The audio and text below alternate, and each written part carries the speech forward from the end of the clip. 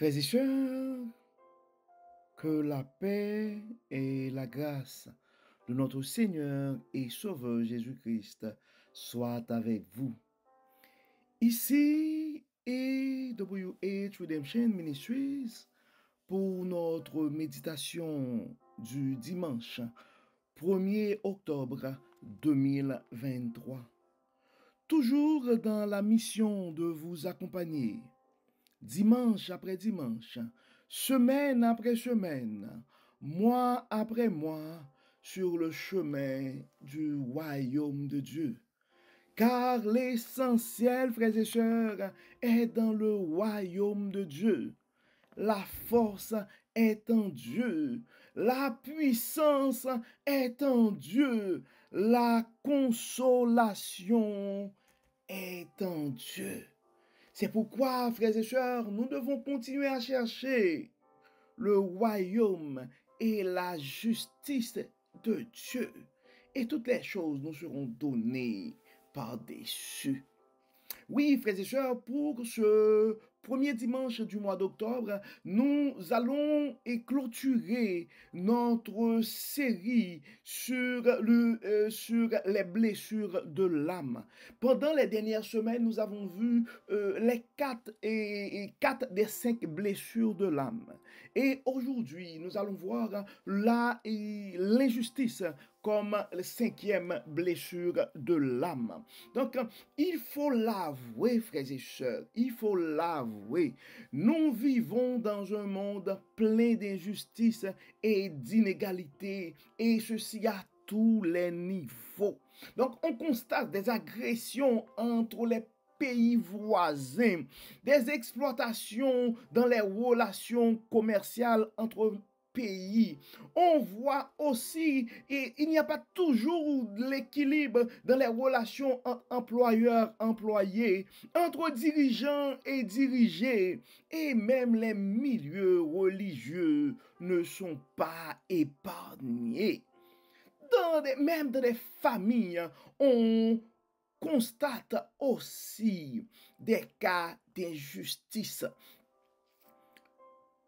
On voit de plus en plus dans le monde, frères et sœurs, des mouvements pour essayer de contrecarrer ces déséquilibres. De plus en plus, on parle beaucoup de ESG, de responsabilité sociale et de la bonne gouvernance. Ce sont en fait des efforts considérables et appréciables dans le souci d'avoir ou de laisser un monde plus juste et plus équitable à la nouvelle génération. Donc, c'est un état de fait. Ou dans cet état de fait, frères et sœurs, beaucoup d'entre nous vivent présentement avec des blessures d'injustice. Et malheureusement, ces blessures d'injustice font partie des blessures de l'âme qui malheureusement peuvent laisser dans nos vies, peuvent créer dans nos vies ce qu'on appelle des blocages. Lise Bourbeau, dans son livre Les blessures de l'âme qui nous empêchent d'être soi, et parle beaucoup de ça. Mais nous autres, dans notre souci, dans notre mission de vous accompagner sur le chemin du royaume de Dieu, eh bien, nous allons aller un peu plus loin. Donc, c'est sûr que beaucoup d'entre vous, présentement, beaucoup d'entre nous se posent cette question.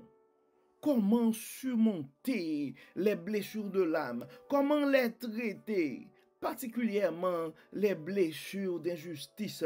Une pensée spéciale à toi, mon frère, à toi, ma soeur, qui est en train de vivre probablement dans ta vie une grande injustice, soit au niveau familial, soit dans ton travail, dans ton milieu professionnel.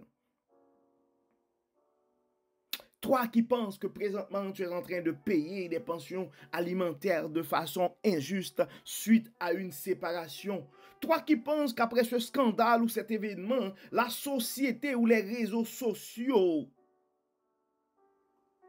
les gens de l'église et même les gens de la famille t'ont traité avec injustice. ton frère, ma soeur.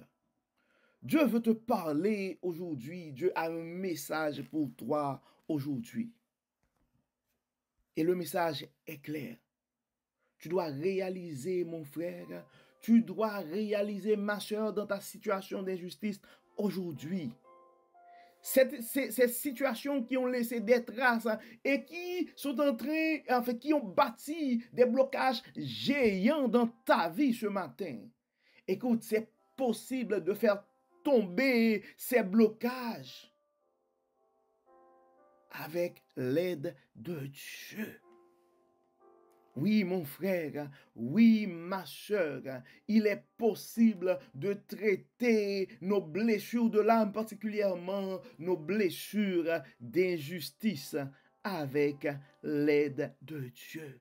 Oui, mon frère, oui, ma soeur, la faveur de Dieu, oui, la faveur de Dieu, c'est un cadeau à ouvrir. Oui, c'est un cadeau à ouvrir dans tes moments où pour traiter tes blessures d'injustice. C'est possible de surmonter ces blessures, mon frère. C'est possible de surmonter ces blessures, ma soeur.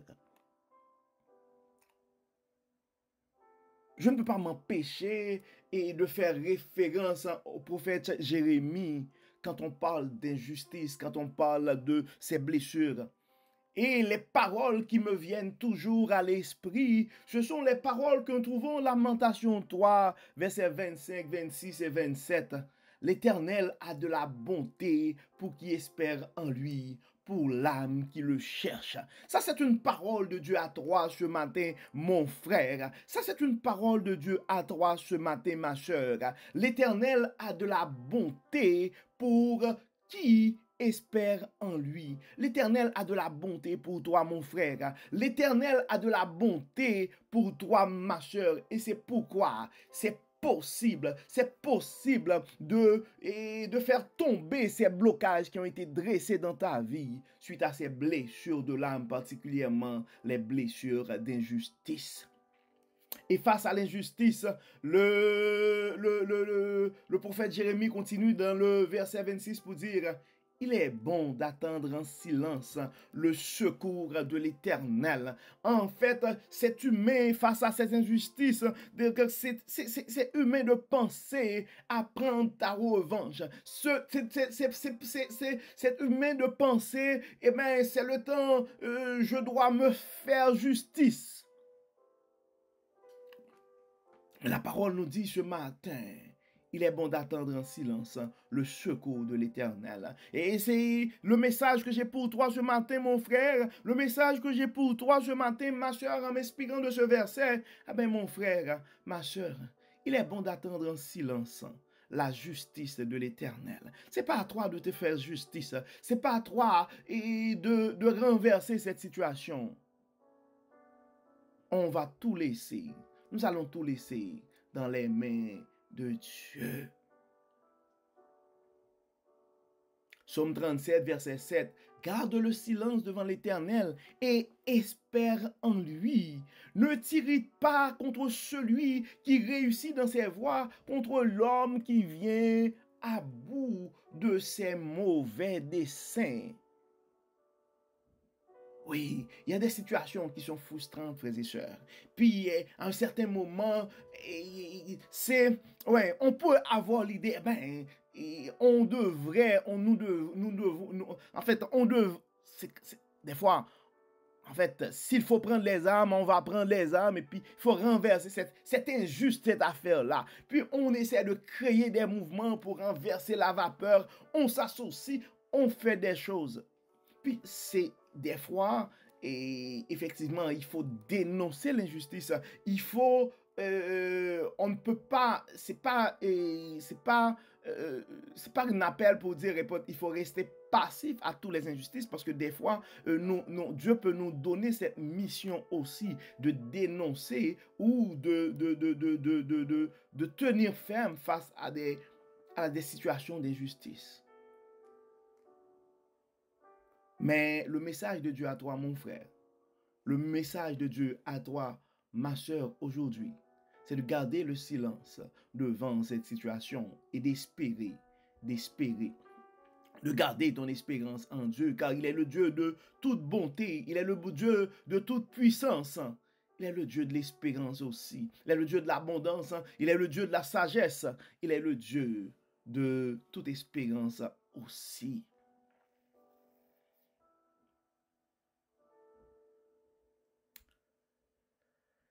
Frères et sœurs, notre monde est imparfait. Probablement, présentement,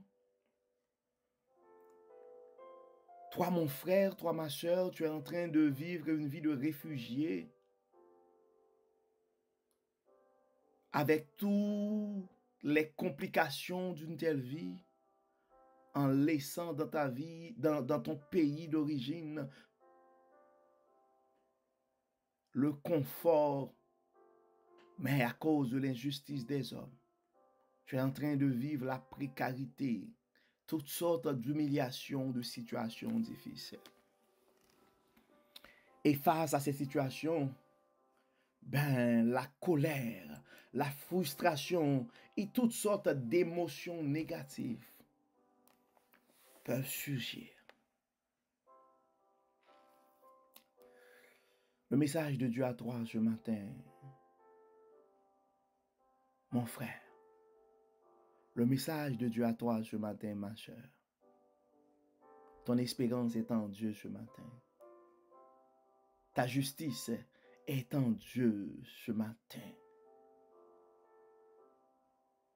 Et nous devons comprendre qu'il y a une grande différence aussi entre la justice des hommes et la justice de Dieu. Donc c'est le temps d'ouvrir le cadeau. En dépit de tout, c'est le temps d'ouvrir le cadeau de la faveur de Dieu dans ta vie.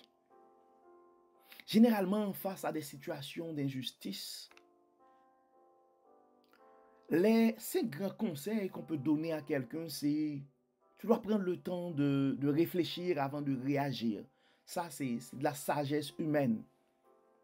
Tu dois prendre le temps aussi d'exprimer tes sentiments parce que ce qui ne s'exprime pas s'imprime. Il est important d'exprimer ses sentiments face à l'injustice. Des fois, on nous recommande aussi d'aller trouver de l'aide, d'aller chercher de l'aide, de trouver du soutien parce qu'il y a des situations d'injustice, on ne peut pas les vivre tout seul parce que ça crée vraiment on a tous ces faiblesses ou ces limites. Des fois, on nous recommande aussi d'agir. Quand on voit une situation d'injustice, mais c'est le temps il ne faut pas se laisser faire des fois. Il faut réagir, il faut dénoncer, il faut agir des fois en conséquence. Et 5e conseil que généralement on nous donne, c'est de rester positif. En dépit de tout, on reste positif. Ça fait partie de la sagesse humaine. Ce sont des conseils que généralement un psychologue ou les gens qui sont dans les services sociaux pourraient y donner. Mais le message de Dieu à toi ce matin, le message de Dieu à toi ce matin, mon frère, ou l'un des messages de Dieu à toi ce matin, on le trouve en Hébreux 10, verset 35. N'abandonnez donc pas votre assurance, à laquelle est attachée une grande rémunération. Probablement face à ces situations d'injustice que tu es en train de vivre, mon frère, même avec des gens de l'Église, facilement on pourrait se dire, écoute, si à l'Église j'ai pu vivre ça, ça ne vaut plus la peine. On abandonne tout. Ça pourrait arriver face à ces situations assez frustrantes. Ça ne vaut plus la peine de rester dans cette relation. Je m'en fous de ces enfants. Le message de Dieu à toi, mon frère. Le message de Dieu à toi, ma soeur, ce matin. N'abandonnez donc pas votre assurance, à laquelle est attachée une grande rémunération. Et l'assurance dont on parle aujourd'hui, ce n'est pas l'assurance vie qu'un professionnel, qu'un conseiller en sécurité financière vous a vendu. Ce n'est pas l'assurance qu'un ami, un conjoint pourrait te donner. Mais c'est l'assurance que nous pouvons avoir dans la bonté de Dieu, dans la faveur de Dieu, dans la toute puissance de Dieu, dans la fidélité de Dieu.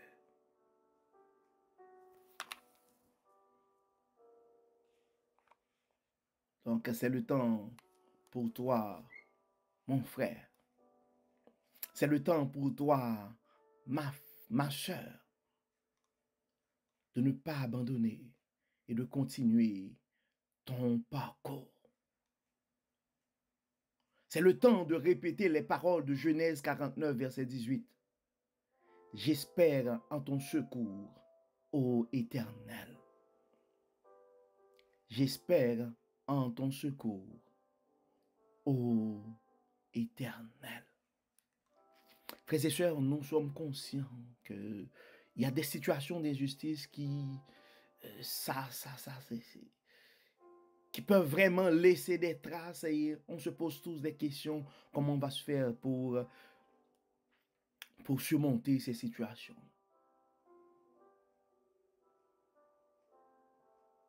À qui perd tout, dit-on souvent, Dieu reste encore. Injustement, probablement, tu viens te perdre ton emploi.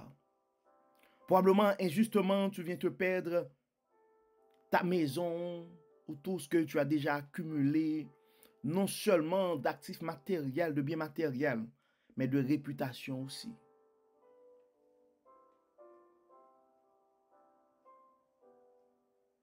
Mais le message que nous avons pour toi ce matin, ton espérance est en Dieu. Donc cherchons d'abord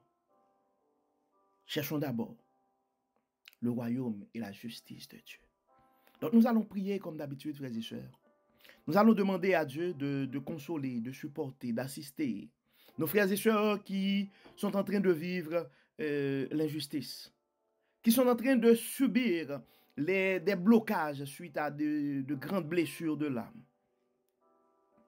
Nous allons demander à Dieu de nous assister, mais de venir aussi à notre secours. Prions Dieu, frères et sœurs. Dieu de bonté, Dieu de grâce, Dieu de miséricorde, nous te disons merci. Merci Seigneur parce que tu ne nous as pas abandonnés, tu as pensé à nous, tu nous as envoyé tes paroles d'espérance, de consolation dans nos moments de justice. Face à nos blessures de l'âme, tu ne nous as pas oubliés Seigneur. Merci pour ton amour, merci pour ta fidélité. Merci de nous rappeler Seigneur que ta faveur n'a pas de limite, que ta faveur n'a pas de prix et que ta faveur c'est un cadeau à ouvrir pour traiter nos blessures de l'âme. Merci Seigneur pour tout ce que tu as fait pour nous. Merci Seigneur pour les différentes révélations. Merci Seigneur pour des messages de consolation. Et ce matin, Dieu Tout-Puissant, nous te demandons de jeter un regard favorable sur nos frères et sœurs sur les 5 continents qui sont en train de vivre l'injustice. Toi, le Dieu de justice, toi, le Dieu de bonté, le Dieu de miséricorde, viens Seigneur et interviens. Apporte la justice, apporte la consolation. Viens à notre secours.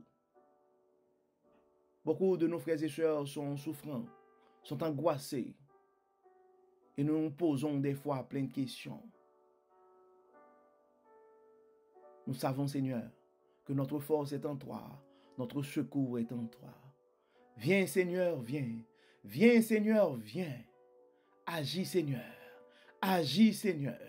Agis, Seigneur. Console, Seigneur. Fortifie, Seigneur. Et que tout soit fait pour la gloire de ton nom. Pardonne nos péchés, Seigneur, et exauce-nous au nom de Jésus. Amen. Amen. Frères et sœurs, nous arrivons au terme de notre méditation de ce matin et celle-ci devrait mettre un terme à notre série de méditation sur les 5 blessures de l'âme. Si vous n'avez pas eu la chance d'écouter les dernières méditations que nous avons fait sur les blessures de l'âme qui sont le rejet et l'abandon, l'humiliation, et l'injustice, nous vous invitons, frères et sœurs, à non seulement prendre le temps d'aller écouter ces méditations, mais de les partager aussi avec des frères et sœurs. Parce qu'on ne sait jamais ce que la parole de Dieu peut faire dans la vie de l'un de ses enfants. Et les blessures de l'âme, le rejet, l'abandon et l'injustice, la trahison, ce sont tous des blessures qui peuvent laisser leurs traces dans nos vies. Et des fois, nous devons faire l'effort de les accepter. Des fois, nous devons aller de l'avant aussi. Nous devons pardonner. Et des fois, nous devons aussi aller vers Dieu pour demander la force, le courage, pour pouvoir tourner la page et continuer notre parcours sur le chemin du royaume de Dieu. Encore une fois, un grand merci à tous nos frères et sœurs qui n'arrêtent pas de partager ces messages, ces méditations sur les réseaux sociaux. Nous réclamons dans vos vies et sur vous et sur les membres de vos familles de riches portions de bénédictions sur plusieurs générations. Et maintenant, recevons la bénédiction, que le Seigneur nous protège, que le Seigneur nous garde, que le Seigneur nous accompagne, que le Seigneur nous fortifie, que le Seigneur nous console et nous aide à traiter nos blessures de l'âme. Au nom de Jésus. Amen. Amen. Bon dimanche, frères et sœurs, et à la semaine prochaine.